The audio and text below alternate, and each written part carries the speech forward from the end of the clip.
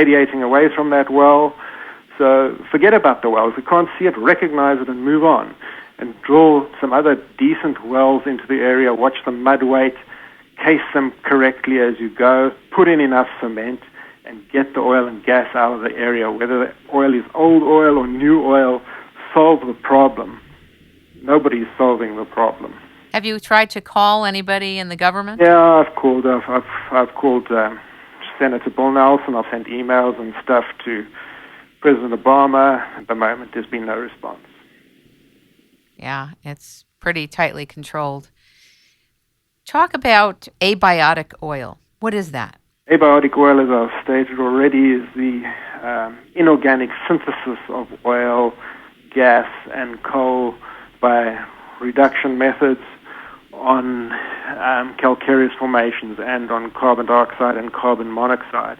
Basically, on the surface of the Earth, you have carbon, and what happens with carbon, it gets oxidized to carbon dioxide and carbon monoxide. You burn anything, you take methane gas on your stove and you oxidize that methane gas, or propane or butane, and basically you make carbon dioxide and carbon monoxide. Every chemical process is reversible. So if you take that water and carbon dioxide and you reverse it, you can't do it under normal temperatures and pressures, but you reverse that process.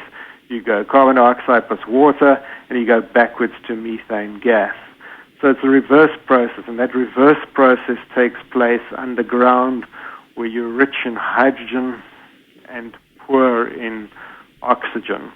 So you're rich in hydrogen and sulfur there, and you start stringing metal compounds together to make long chains, to make straight chains and cyclical chains and aromatics, which are the various carbon compounds. And along with, as I've said, with salt and saline solutions under the Wurtz synthesis, you make oil and gas. Why is abiotic oil relevant in the context of what's going on? Abiotic oil is relevant because if it is new oil, that supply in some places is inexhaustible. It's being created now. There's many theories that the one oil well in Saudi Arabia that's been going, I believe, since the 1930s, I forget the name, something like Ganwar or something like that, has been, I don't know how many million barrels it produces a week or whatever, but this one oil well that is found is an abiotic source, and I believe the Russians have got a few as well. It produces huge quantities of oil, and obviously at that amount that's being produced, it's not running out. Whenever tests are done on oil, the oil is found to be young. In other words, you can only test to 100,000 years with carbon dating. And so the tests that are done are basically ignored. People say, well, the oil is contaminated. You contaminated the results. There was something that came into the results and contaminated, therefore the results are wrong. Therefore, it should be older. It should be as old as the formation. If the formation is a billion years old, it should be a billion years old. But that's not true. You must accept the face value of the results. So if you get 5 universities to test the oil, separate universities today, they'll probably find the oil, who knows, 1,000 years to 50,000 years of age. I don't know. All right, now a difficult question. Do you think that there was deep drilling into a fault line? I don't know. I assume so. I haven't a clue. One would have to look at the results.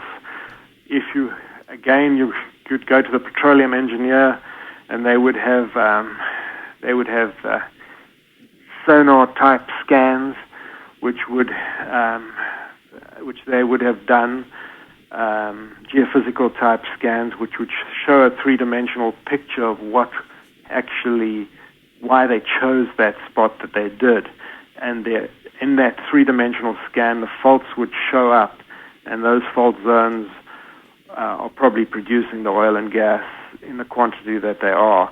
But all one would have to do is call for the sonar scans, if there are gravitational ones, and magnetic scans, to call for all of them and have a look at the 3D images of those scans. Again, they're on record, they're there. We need them published so everybody can see what has happened. And once we recognize what's happened, let's move on and fix it.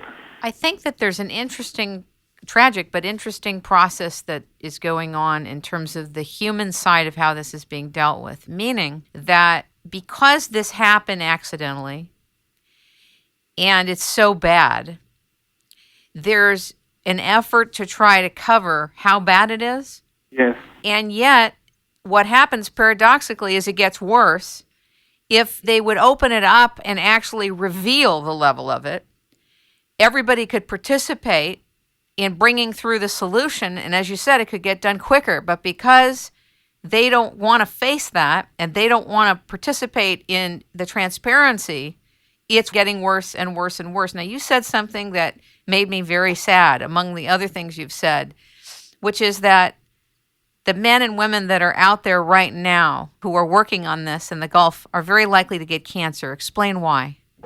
Okay, there's in normal gasoline, we've got the following compounds and oil compounds.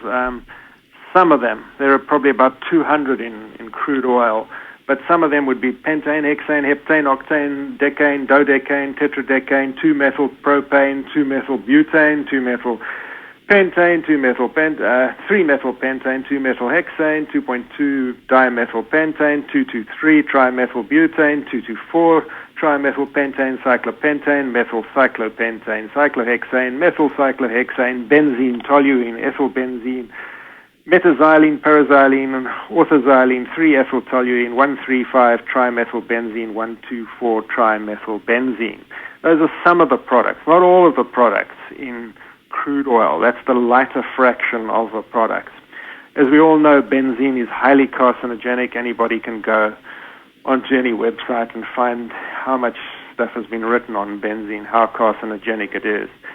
Benzene is in all of our gasoline today. It's still being used as one of the compounds within the 30, 50, 200 compounds that make up gasoline. And so these things are going to be breathed in through the air, and people are going to get sick from them. Aren't people already getting sick from it? I believe they are. And the concentrations don't have to be particularly high for you to smell or taste them or to have the results of how bad they are. They're usually something like 2.3 parts per million, 1.5 parts per million. OSHA have got a whole lot of occupational safety and health administration have got a whole lot of data on the various chemicals. So, for example, on ethylbenzene, they say it's immediately dangerous to life and health at 846 parts per million. And then you can smell, say, ethylbenzene at 2.3 parts per million. If you take benzene, you can smell it at 1.5 parts per million. You can taste it at 2 parts per million in the water.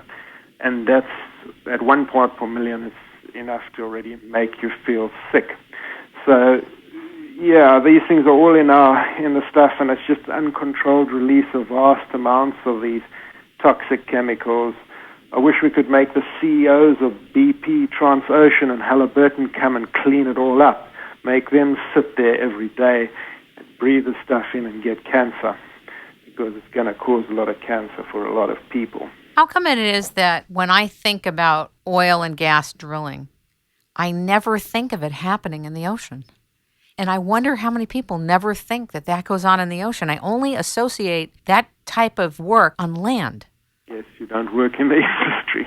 When you think of drilling, a lot of what comes to our mind, I'm sure it's not just me, is land. It's happening on land. I had no idea. I feel like there's a huge gap in my education. I had no idea there was deep water drilling. Deep water drilling all over the world. This is just one of the places in the world that's being done. It's actually being done everywhere, off Australia, off Brazil, off Venezuela, off you name it, it's being done. Angola, Nigeria, it just goes on and on. It's where the great well sources are, and that's probably due to the reduction of calcareous formations, which are abundant in the sea, through the process of fault zones and hydrogen sulfide and reducing conditions to convert those calcareous formations to oil. So that's why it's such a profitable business to do it in the sea, because